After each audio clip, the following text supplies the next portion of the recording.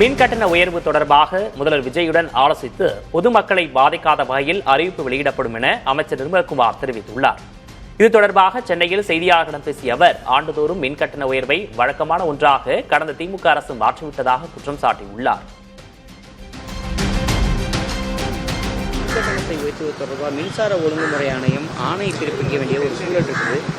எப்படி இது எல்லாம் 2022 அவங்க டேரிஃப் ரிவிஷன் அப்ப திமுக ஆட்சியில் கொண்டு வந்த விஷயங்கள். ஸோ அதை இப்போ அதிகபட்சம் 6% வரைக்கும் உயர்த்தி கொள்ளலாம்னு சொல்லிட்டு அவங்க அப்போ பண்ணிட்டாங்க. அதன் மூலமாக ஒவ்வொரு வருடமும் அரசையே கேட்காமல் ஆட்டோமேட்டிக்கா கொண்டு வர மாதிரியான ஒரு சட்ட விதிகளை அவங்க பண்ணிட்டாங்க. 2022 டேரிஃப் ரிலீஸ் அப்போ திமுக செய்து விட்டார்கள். ஒவ்வொரு வருஷமும் என்ன டேரிஃப்ல ஏற்றணும், எவ்வளவு சதவீதம் சொல்லிட்டு எல்லாமே பிக்ஸ் பண்ணி TNERC 2022 போட்ட ஆர்டர்ல இருக்கு. ஸோ அது பொதுமக்களுக்கு பாதிப்பு இல்லாத வகையில் எப்படின்னு சொல்லி நாங்கள் முதல்வரோட ஆலோசிச்சுட்டு பினான்ஸ் செக்ரட்டரி எல்லாத்தையும் பேசிட்டு முதல்வரின் அப்ரூவல் பேர்ல இது அறிவிப்பு சார்.